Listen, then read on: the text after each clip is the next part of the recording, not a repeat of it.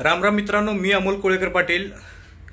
मनोज जरांगे पाटलांचं आणि देवेंद्र फडणवीसांचं जे शीतयुद्ध सुरू आहे, वार सुरू आहे त्यांच्यामध्ये, दोघांमध्ये शाब्दिक वार आपण म्हणू शकतो. किंवा देवेंद्र फडणवीसांची जी काही मनशा आहे मनोज जरांगे पाटलांना अटक करण्याची, मला 100% माहिती आहे की त्यांची हीच इच्छा आहे की मनोज जरांगे पाटलांना कशा अटक होईल. तसं त्यांनी ट्रॅप रचत गेलेले. पुढे तुम्हाला ते कसं सांगणार आहे ह्या व्हिडिओमध्ये. व्हिडिओ शेवटपर्यंत बघा, खूप इंटरेस्टिंग व्हिडिओ होणार आहे. आणि व्हिडिओ आवडत असेल तर आपल्या व्हिडिओला लाईक करा. चॅनलवरती नवीन असेल तर प्लीज चॅनलला सबस्क्राईब करा आणि आपल्या सर्व समाज बांधवांपर्यंत हा व्हिडिओ पसरावा.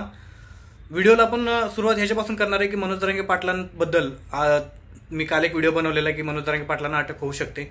एक तो माझा अंदाज होता. मनोज जरांगे पाटलांना असं कुठल्याही प्रकारचा अटक झालेली नाहीये. परंतु आज जे विधानसभेमध्ये मी बघितलं आणि देवेंद्र फडणवीसांची जी भाषा बघितली, त्याच्यावरून एक गोष्ट जाणवली की मनोज जरांगे पाटलांवरती देवेंद्र फडणवीस एक म्हणजे सिंगल टार्गेटिंग चालू आहे. आणि एक त्याच्यामध्ये गोष्ट होती बघा, देवेंद्र फडणवीस साहेबांना माझी विनंती आहे, तुम्हाला मनोज जरांगे पाटलांनी शिव्या दिलेल्या आवडल्या नाहीयेत, ते कुठल्याही व्यक्तीला आवडण्यासारख्या नाहीयेत. आणि पण तुम्ही त्याच्या पाठीमागची भूमिका समजून घ्या की 17-18 दिवस उपोषण करणारा माणूस चिडचिडपणा करतो, शिव्या देण्याचं कारणही तुम्हीच आहात. म्हणजे तुमचं सरकारच आहे. जर तुमच्या सरकारने मराठा समाजाला आरक्षण दिलं असतं आणि मराठा समाजाच्या सगळ्या मागण्या मान्य केल्या, त्याची अंमलबजावणी जर केली असती तर मनोज जरांगे पाटलाला पुन्हा उपोषणाला बसायची गरज लागली नसती. आणि पुन्हा जर उपोषणाला बसायची गरज लागली नसती तर तुम्हाला शिव्या द्यायची गरज लागली नसती. तुम्हाला शिव्या देण्याच्या पाठीमागचं मनोज जरांगे पाटलांचं कारण फक्त आणि फक्त तुम्ही आहात. दुसरी गोष्ट, मनोज जरांगे पाटलांनी दिलेल्या तुम्हाला शिव्या एवढ्या टोचल्या की तुम्ही त्याच्याबद्दल एक SIT निर्माण केली. SIT निर्माण करून तुम्ही त्याची चौकशी करणार की मनोज जरांगे पाटलांनी शिव्या दिल्या, मनोज जरांगे पाटलांचा बोलवता धनी कोण आहे. ह्या सगळ्या गोष्टी तुम्हाला करायची गरजच काही आहे. मुळात साधी सिंपल गोष्ट आहे, तुम्हाला आरक्षण द्यायची गोष्ट आहे ना तुमची. तुम्ही आरक्षण दिलं तर मनोज जरांगे पाटील तुम्हाला कशाला शिव्या देईल.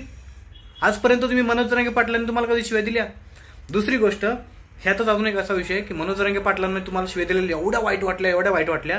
तुमच्याच पक्षाचे एक आमदार आहेत आणि केंद्रीय मंत्र्याचे चिरंजीव आहेत, नितेश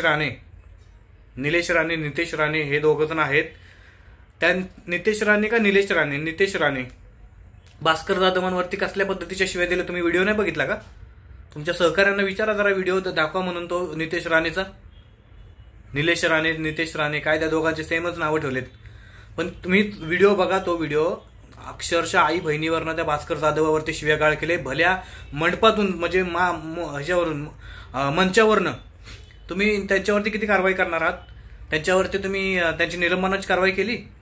त्यांच्यावरती SIT कधी तुम्ही स्थापन करणार आहात. आणि तुम्हाला जर SITची एवढी स्थापन करायची घाई लागली असेल ना, तर आजपर्यंत मराठा समाजाचे 350 ते 250 ते 350 पोरांनी आत्महत्या केल्या आरक्षण मिळावं म्हणून. तुम्ही त्याच्यावरती SIT स्थापन करा की त्या पोराने आत्महत्या का केल्या. तुम्ही मनोज जरांगे पाटलांनी शिव्या दिल्या म्हणून SIT स्थापन करता.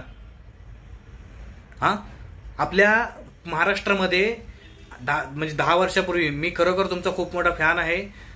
देवेंद्र फडणवीसांचा तुमची पॉलिटिकल स्ट्रॅटर्जी खूप मला आवडते. मी तुमचा खूप मोठा फॅन आहे. मला माझे मित्र किंवा आमचे बाकीचे लोक मला मोदी भक्त म्हणतात, अंधभक्त म्हणतात.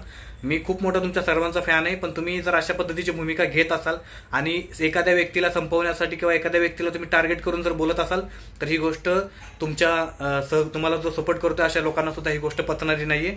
ही गोष्ट तुम्ही खरीच जाणून घ्यायची आणि लक्षात घेण्याची गोष्ट आहे. मित्रांनो बघा, मी माझा कुठल्याही पक्षाला विरोध नाही. मी पहिल्या गोष्टीपासून सांगतोय, आपल्या चॅनलच्या डिस्क्रिप्शनमध्ये काय गोष्टी लिहिले ते तर तुम्ही एकदा चेक करा, म्हणजे तुम्हाला मी कळून जाईल की मी कुठल्या व्यक्तीला विरोध करत नाहीये. दुसरी गोष्ट, तुम्ही इतर लोकांवरती आरोप करताय. डेफिनेटली शरद पवारांनीही आरक्षणासाठी काही केलेलं नाहीये, ना देवेंद्र फडणवीस सरकारने आरक्षणासाठी काही केलेलं नाहीये. आणि आता जे आरक्षण दिलेलं ते एकनाथ शिंदे साहेबांनी लॉलीपॉप दिल्यासारखं दिलं पण पूर्ण नाही दिलं. जर तुम्हाला खरंच एकनाथ शिंदे साहेबांना माझी विनंती आहे की जर तुम्हाला आरक्षण द्यायचंच होतं आणि तुम्हाला सगळं क्रेडिट घ्यायचंय, खरं तुम्ही घ्या. मराठा समाज तुम्हाला सर्व क्रेडिट द्यायला तयार आहे, सगळं तुम्हाला डोक्यावरती घ्यायला तयार आहे.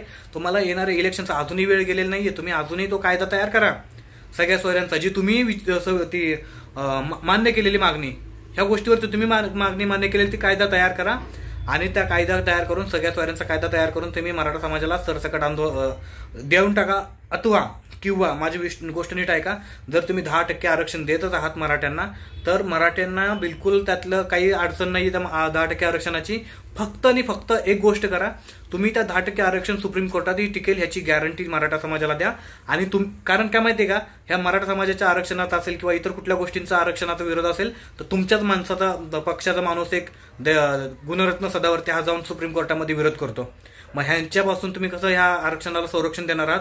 ह्या गोष्टीचं जर तुम्ही मराठा समाजाला गॅरंटी दिली तर 100% मराठा समाजाचं तुमचं काही दुश्मन नाहीये. तुम्ही सत्तेमध्ये आहात, तुम्ही स्वतः देखील मराठा समाजाचे आहात. तुम्हाला अजूनही विनंती आहे, वेळ वाया गेलेला नाहीये. अजून जर तुम्हाला शक्य असेल तर तुम्ही 10% आरक्षण दिलं असेल तर ते कसं टिकेल ह्याची गॅरंटी समाजाला द्या.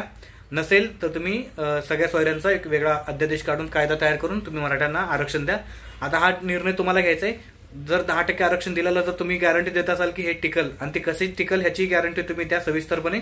तर तुम्ही ओबीसी समाजही खुश होईल, एसटी समाज, सगळा समाज खुश होईल. महाराष्ट्र सुख्या गोविंदा अनेक आनंदाने नांदेल. महाराष्ट्रामध्ये कुठल्याही प्रकारचं आंदोलन होणार नाही. धनगर समाजालाही तुम्ही आरक्षण द्या.